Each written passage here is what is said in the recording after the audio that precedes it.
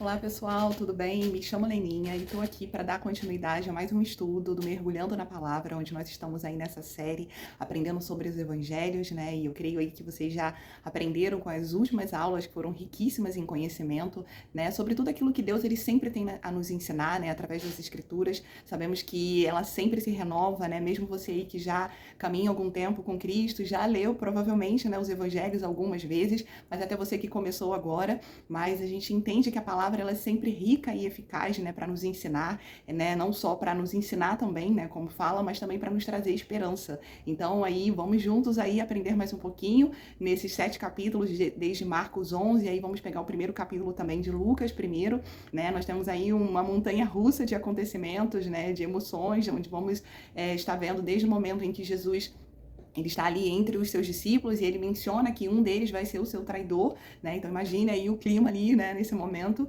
E aí também tem um momento em que passa, né, desde o processo ali de crucificação, mas também de ressurreição, né? E aí no primeiro capítulo de Lucas nós vamos estar vendo também esse primeiro momento onde um sacerdote entrando no templo, ele recebe uma profecia, né? Ele recebe uma palavra ali para um anjo que é visitado, né, por ele, e diz que ele estaria tendo um filho, mesmo já na sua velhice, mas esse filho seria aquele que prepararia o caminho para o Messias. Então, olha aí quantas coisas nós vamos aprender. Então, nesse primeiro momento que eu quero estar falando sobre com vocês, né, a respeito desses 7 capítulos, um ponto comum que me chamou muita atenção, né, e eu gostaria de enfatizar para vocês, até vocês que já leram, né, e agora só estão vendo a aula, gostaria que vocês voltassem lá e lessem com esse olhar isso que eu vou estar falando sobre com vocês. E é uma coisa muito maravilhosa, né, que nós, como cristãos, nós podemos usar para as nossas vidas, que é o momento em que Jesus, ele enfatiza muito sobre o profético, né, nós sabemos que o profético é real, é aquilo que traz a revelação de Deus, que não só libera, né, através de uma palavra dita, mas que também recebemos uma revelação daquilo que Deus deseja nos falar. Então, nesses 7 capítulos aí, nós vamos perceber que há de comum, né, justamente isso, onde o profético se movimenta de uma forma muito, muito clara, muito estridente. E aí, nesse primeiro momento em que nós podemos estar observando isso, é o momento em que Jesus ele chega para uma figueira, né, uma passagem bem conhecida, onde Jesus avista uma figueira e ele vai até ela, a princípio, né, como a palavra fala, para comer dos seus frutos, só que quando ele chega lá, ele não vê fruto nenhum. E aí, o que ele faz? Ele libera uma palavra sobre aquela árvore. E justamente em um outro momento em que ele está passando ali junto com seus discípulos por essa figueira, inclusive isso chama a atenção dos seus discípulos, eles percebem que aquela figueira não tem mais vida, ela passou a ser seca. E isso chama a atenção dos discípulos justamente para que, quando é o momento em que eles lembram que Jesus tinha lançado uma palavra. Então, é o momento em que nós já podemos aí desde então pontuar onde esse profético é liberado, né? Como nós podemos usar esse profético na nossa vida? Como o profético se movimenta? Então, no primeiro momento, nós já podemos aí aprender que é através da palavra. Então, nesse momento, Jesus, ele avista essa figueira, ele libera uma palavra e aquilo que ele libera acontece. E aí, nesse momento, ele já traz um ensinamento para os seus discípulos, que é quando ele fala que se nós tivermos fé, né, poderíamos falar para uma montanha sair de um lado e ir para o outro, e se não duvidarmos no nosso coração, isso aconteceria. Então, já é um primeiro momento que nós podemos aprender sobre como o profético se movimenta, ou seja, através da palavra.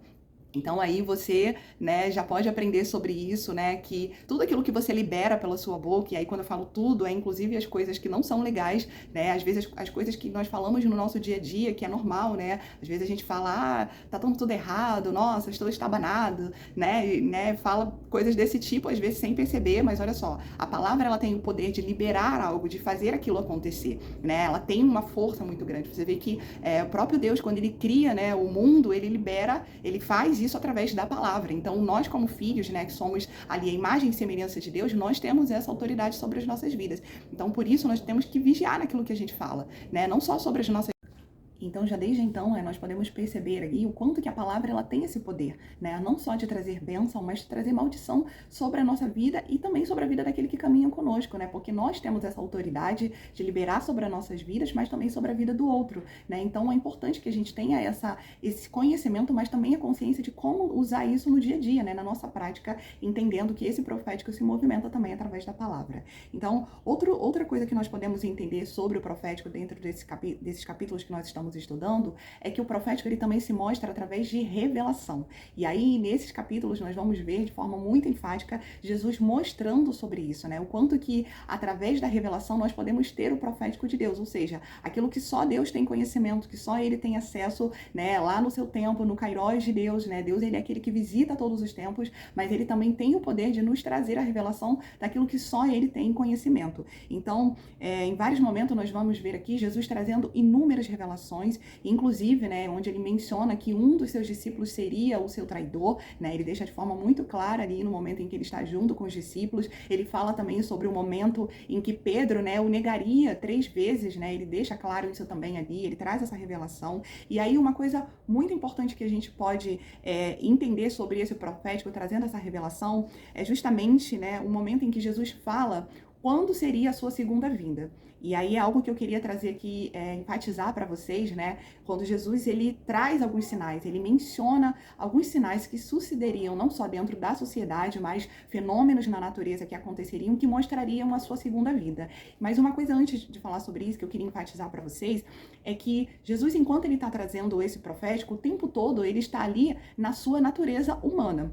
Embora nós saibamos que ele é Deus, né? Ele está ali como Deus, mas ele vem ali naquele momento, inclusive ele se mostra, né, é mencionado nesses momentos como filho do homem. Então, em nenhum momento ali, Jesus ele está se mostrando ali como um ser divino, como um Deus, como ele realmente é, mas sim na sua natureza humana. Então, o que isso nos ensina também? Que esse profético que estava sobre o Senhor Jesus, ele está também sobre nós, porque Jesus, como o primogênito, filho de Deus, e ele tinha isso sobre ele tem, né, na verdade, isso sobre ele, nós também, como aqueles que seríamos os sucessores, né, os filhos, né, que viriam posteriores a Jesus, nós também temos esse profético sobre as nossas vidas. Então, nós também podemos receber essa revelação. Obviamente, com consciência, nós temos que buscar isso. E a maior revelação nós vamos encontrar nas Sagradas Escrituras. Ela é a maior revelação que nós podemos ter do profético de Deus sobre as nossas vidas. E, claro, buscando isso de forma muito consciente e responsável, né? Então, é importante e eu gostaria de salientar isso para vocês.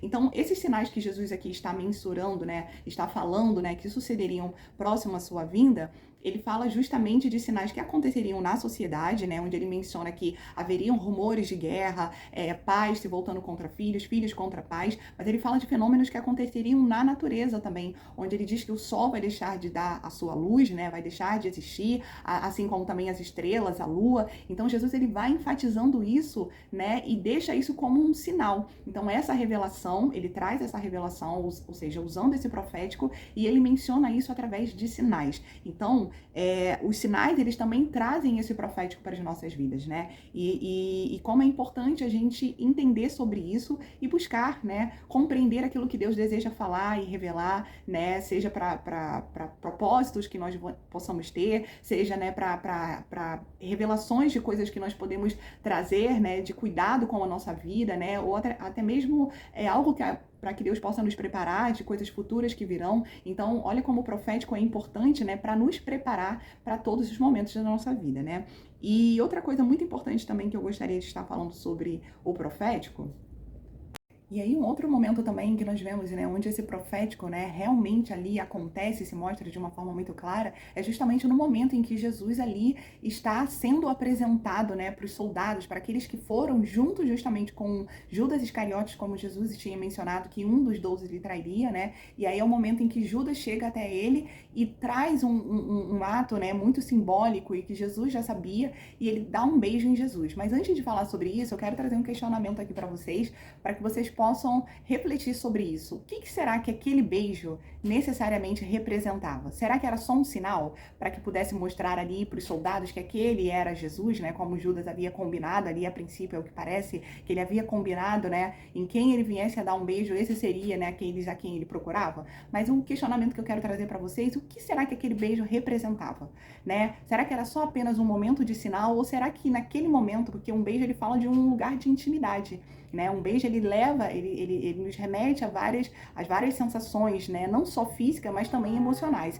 Então, será que naquele momento aquele beijo não representava uma última oportunidade para Judas Iscariotes ter aquele momento, né, de lembrança, porque um beijo ele te remete não só a um lugar, né, sensações físicas, mas ele te remete também à lembrança, a um emocional. Ele te traz lembranças, né? Então, será que naquele momento, aquele beijo não representou um último momento para que Judas pudesse se arrepender e ali não cometer aquele ato, né? Enfim, deixa esse questionamento aí para vocês. Mas aí, voltando aqui, né, para esse momento, onde esse profético acontece, né, aquilo que Jesus tinha falado, talvez um pouco antes, né, passa ali a acontecer, e realmente ele é entregue ali, né, e ele é apresentado diante de Pilatos, e aí no momento em que ele está ali, né, ele é apresentado ali junto aos fariseus, né, junto aos chefes ali dos sacerdotes, e começam a acusá-lo, chamando, né, dizendo que ele estava se colocando como filho de Deus, que ele se mostrava ou mencionava, inclusive, que ele era o filho de Deus, embora ele fosse,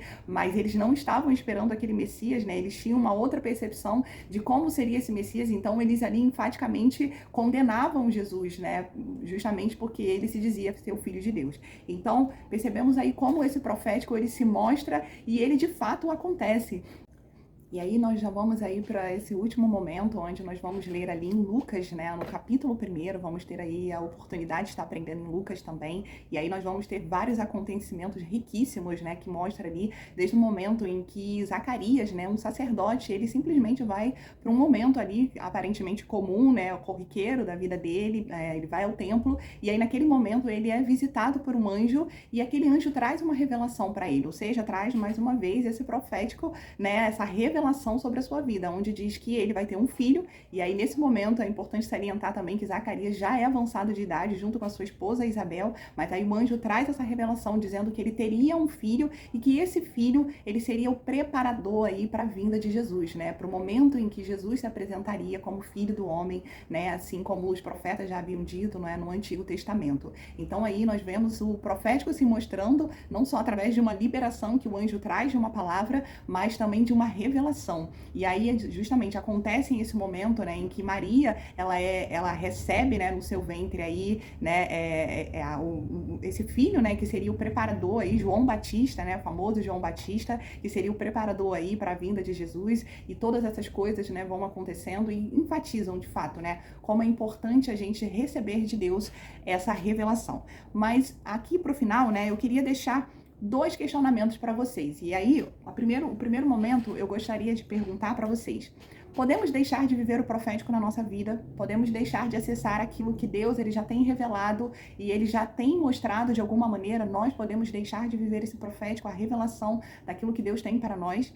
E aí, o primeiro momento que eu gostaria de trazer para vocês é o momento justamente em que os discípulos, eles ali durante todo esse período, né, em que eles estão ali com Jesus, né, a Bíblia fala, né, que o ministério de Jesus, ele dura ali 3 anos, né, desde os 30 até os 33 anos, que é quando acontece a morte de Jesus, fala que os discípulos, eles passam por inúmeras experiências, né, então eles veem sinais, eles veem milagres, né, eles veem demônios serem expulsos, né, cidades inteiras serem libertas ali, né, multidões serem alcançadas ali por milagres, inclusive que a Bíblia fala, né, nos evangelhos, que se fosse colocar todos os milagres que Jesus teria feito, não teria livros para que pudesse escrever. Então pensem, né, nisso. E os discípulos, eles tiveram a oportunidade de vivenciar isso, de ouvir propriamente de Jesus, de tudo aquilo que aconteceria com eles, né, enfim, desde a sua morte até o momento da sua vinda também.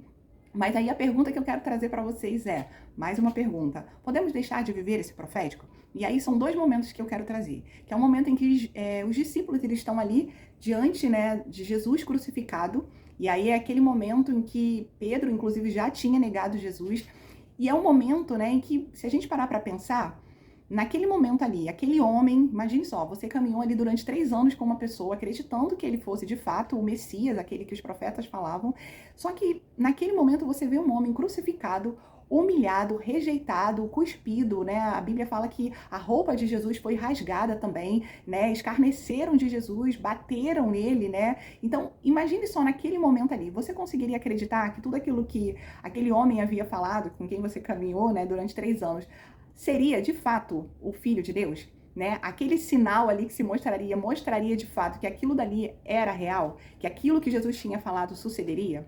Então é um primeiro questionamento. Podemos deixar de viver o profético? O segundo momento é um momento em que, né, os fariseus, os chefes de sacerdotes, eles também esperavam o Messias, né? Em nenhum momento ali a Bíblia não menciona que eles não esperavam. Pelo contrário, eles enfatizavam o fato de Jesus estar dizendo ser o Messias, né, ser aquele que era o Salvador, que eles estavam esperando, mas só que de uma maneira como eles talvez não achassem que Jesus deveria ver, porque a princípio, né, o que mostra é que eles esperavam um Jesus ali glorificado, poderoso, né, como ele vai vir sim, mas na sua segunda vinda. Então, naquele momento, aquele grupo ali, eles também tiveram a oportunidade de viver o profético, né? Eles tiveram ali, ao alcance durante aqueles 3 anos, o momento como os discípulos tiveram de viver esse profético. Mas aí eu pergunto para vocês, eles viveram isso? Eles viveram esse profético nas suas vidas? Porque o tempo todo o que a Bíblia fala é que eles foram ali até Jesus para, na verdade, condenar Jesus. Então, aí nesse segundo momento, nós vemos esse grupo, né, que também teve a oportunidade de vivenciar esse profético. Mas, no entanto, da forma como eles esperavam, provavelmente Jesus não correspondeu àquilo que eles esperavam.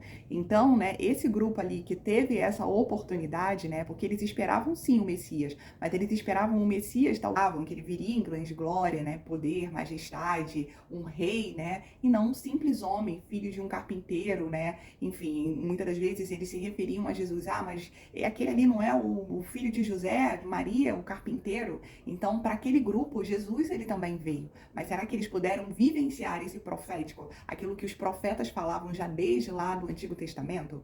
Então, aí a gente pensa sobre isso, trazendo, né, essa visão aí de compreender o que esse grupo representou. E aí, voltando para o primeiro grupo, que é o grupo dos discípulos, que é um momento ali em que eles estão ali diante da crucificação de Jesus, e a Bíblia é muito clara de que todos eles vão embora naquele momento, nenhum dos discípulos ficam ali, né? Ou seja, eles tiveram essa oportunidade de vivenciar, né, esse profético, porque eles ouviram diretamente de Jesus, eles viram todas as coisas, sinais e maravilhas que Jesus fizeram, mas, no entanto, naquele momento, diante daquele cenário, aquele profético não combinava, concordam? Com aquilo que Jesus falava ali o tempo todo. Então, naquele momento, aqueles discípulos se distanciam daquilo que eles entendiam ser o esperado, o Messias, porque eles também esperavam o Messias, né? Mas talvez com um olhar menos, talvez, vamos dizer assim, menos crítico, menos preconceituoso do que o segundo grupo, que eram os fariseus, enfim, os chefes de sacerdote.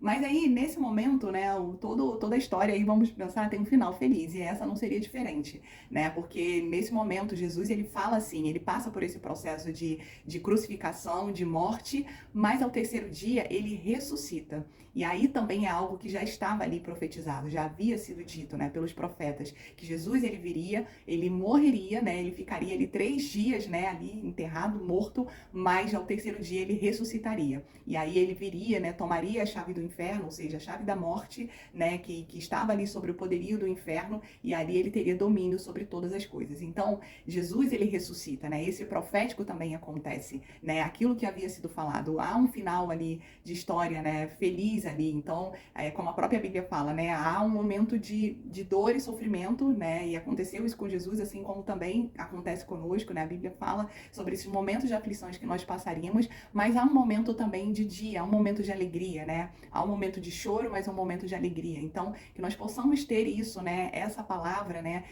todo esse profético, né, que sucede sobre esses 7 capítulos, como eu mencionei aqui para vocês, como um lugar de esperança, né, uma esperança para as nossas vidas, porque assim como sucedeu com Jesus, também assim acontece conosco. Então, que nós possamos permanecer confiando naquilo que Deus tem de promessa para as nossas vidas, e eu creio que todos vocês já receberam muitas promessas, proféticos liberados sobre as suas vidas, e que vocês possam se manter firmes, sim, mesmo diante de todos os cenários contrários, mesmo diante, vamos dizer aqui, de um Cristo crucificado, mas no final a gente sabe que ele ressuscitou, tá bom? Então, deixa essa palavra aí para vocês, abraço, até a próxima.